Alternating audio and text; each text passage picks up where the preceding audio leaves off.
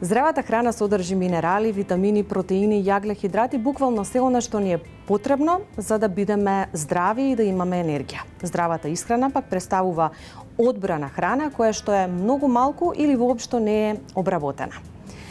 Храната е важна не само за нас, туку и за животната околина. Токму овие работи ги истражувавме во ова издание на мрежа. Погледнете што откривме.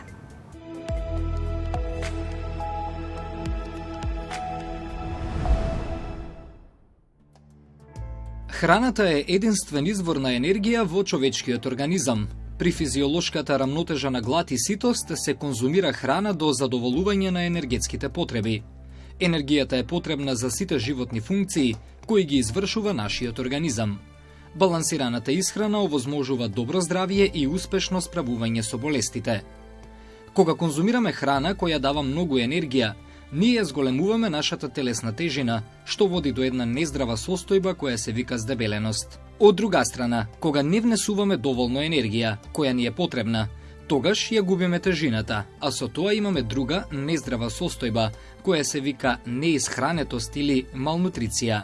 Една од најтешките работи во промената на навиките и создавањето на здрав животен стил е донесување на одлуката.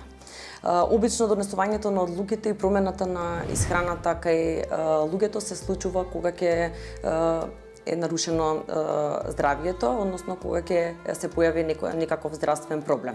Она што јадеме секој ден влијае на нашето здравје, како ќе се чувствуваме сега и како ќе се чувствуваме во иднина. Добрата исхрана игра важна и клучна улога за здравиот начин на живот. Истражувањето објавено во списанието Lancet во 2019 година открива дека нездравата исхрана предизвикува околу 11 милиони смртни случаи годишно. Нездравата исхрана е полоша за здравјето од тутунот и високиот крвен притисок, укажуваат податоците од ова истражување. Изборот на храна има големо влијание врз животната средина. Ова е тешко да се забележи од причина што влијанијата се во многу фази и се релативно долг процес.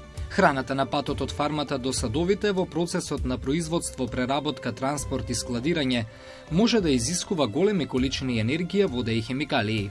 Ова ја загадува храната, но и животната средина, а може да ги загрози живите организми и да предизвикува климатски промени. Мојата перцепција е дека апсолутна безбедност не постои во ниту една област. Па оттаму и констатацијата дека на светско, на глобално ниво е воспоставена дефиниција дека за безбедна храна се смета онаа храна на која и се минимизирани опасностите. А опасностите во храната може да бидат микробиолошки, физички и хемиски опасности. При производството, преработката, транспортот и складирањето на храната се употребуваат различни хемикалии и технологии кои може да влијаат врз животната средина. Најчесто употребувани се ѓубривата и пестицидите, а во поново време се користи и генетскиот инженеринг како технологија во производството на храна. Безбедноста на храната во нашата земја е регулирана со Законот за безбедност на храната и на производите и материјалите што доаѓаат во контакт со храната. Јас сакам да кажам дека ги имаме законските прописи на Европската Унија, дека имаме планирани активности како институција, но имаме и мониторинг програма. Таа мониторинг програма 90% минатата година беше реализирана, што значи се зимаат лабораториски примероци за лабораториски тестирања и се тестираат оние опасности за кои што зборував, хемиските опасности каде што припаѓаат тешките метали и така натаму. И минатата година ние имавме многу мал број на позитивни мостри. Сето тоа оди во прилог дека храната која што консумираат граѓаните во нашата држава можеме да ја категоризираме како безбедна храна.